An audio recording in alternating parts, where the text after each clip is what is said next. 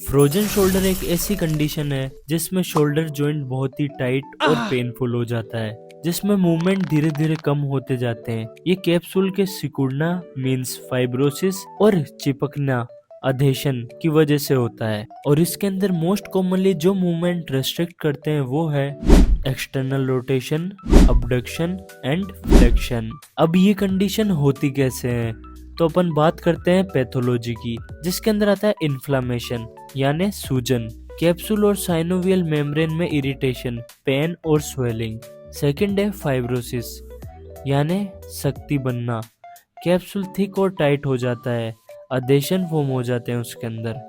Next है contracture, capsule shrink कर जाता है और मूवमेंट रेस्ट्रिक्टेड हो जाते हैं। और इन तीनों का रिजल्ट ये निकलता है कि शोल्डर जाम हो जाता है, इज लाइक फ्रोजन। अब बात करते हैं इसके कोजेस की कि किन कारणों से ये हो सकता है। जो मेनली प्राइमरी है उसे कहते हैं इडियोपैथिक, मतलब unknown cause, usually in diabetes और मिडिल एज वुमेन्स। ये डायबिटीज रिलेटेड पेशेंट्स के अंदर देखने को मिलता है और ओल्डर वुमेन्स के अंदर भी। सेकेंडरी जो इसका कोज है वो है या तो कोई इंजरी या फिर इमोबिलाइजेशन और systematic disease.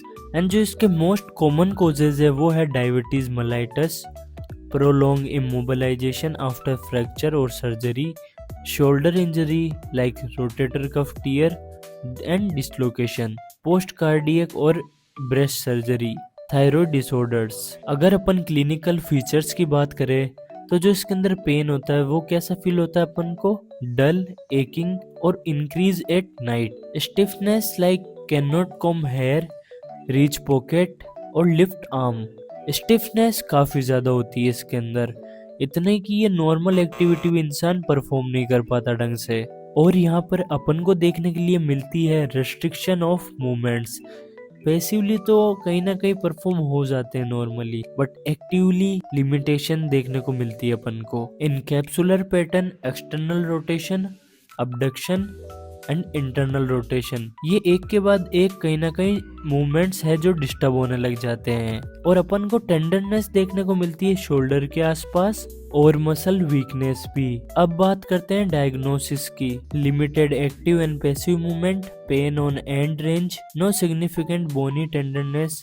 For the frozen shoulder special test अपन परफॉर्म करते हैं, Apley's scratch test, limited reaching behind head और back. And next, Needs and Hawkins test may be painful due to impingement. Next, imaging like X-ray और MRI. MRI के अंदर thickness, capsule और decrease joint volume देखने को मिल सकती है। And treatment की बात करें तो इसकी वो है मेनली तो फिजियोथेरेपी, एंड सेकेंडरी जो ऑप्शन है वो है सर्जरी का। सो पीटी मैनेजमेंट अपन डिस्कस करेंगे नेक्स्ट वीडियो में।